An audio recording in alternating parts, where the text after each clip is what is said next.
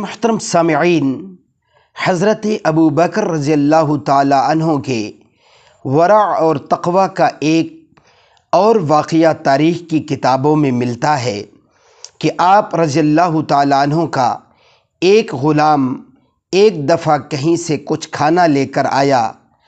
آپ رضی اللہ تعالی عنہ نے اس کھانے سے ایک لقمہ کھا لیا۔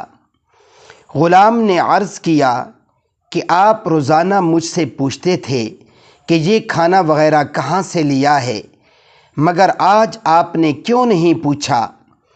آپ رضی اللہ تعالیٰ عنہ نے فرمایا، حملنی علی ذالک الجوع، کہ شدت بھوک کی وجہ سے آج مجھے پوچھنا یاد نہ رہا۔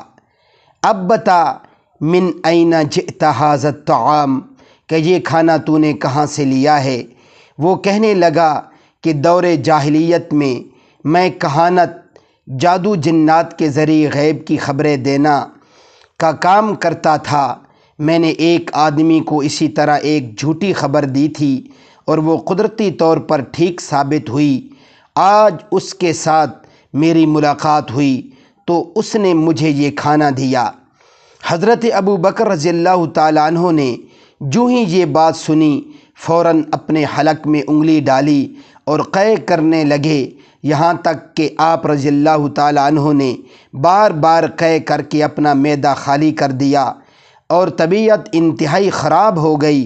لوگوں نے حضرت ابو بکر رضی اللہ تعالیٰ عنہ سے عرض کیا، رحمک اللہ، اکل ھذا من اجل لقمۃ، کہ اللہ آپ پر رحم فرمائے، کیا یہ سارا کچھ آپ نے محض ایک لقمے کے لیے کیا ہے؟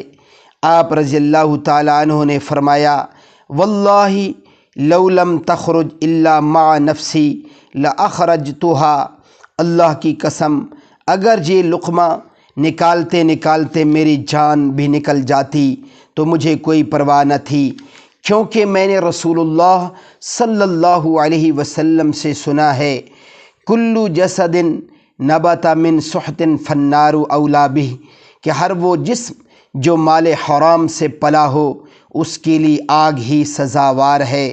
مجھے تو یہ خوف ہوا کہ کہیں اس لقمہ سے میرے وجود کو غذائیت نہ مل جائے اور میرا وجود حرام سے پرورش پانے والا نہ بن جائے۔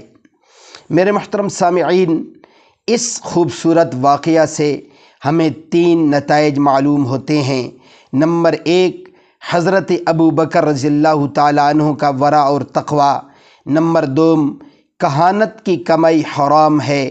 نمبر 3، مال حرام سے پلنے والا جسم آگ کا حقدار ہے۔ اللہ رب العزت ہمیں مال حرام کھانے سے، کمانے سے، لینے سے اور دینے سے محفوظ فرمائے۔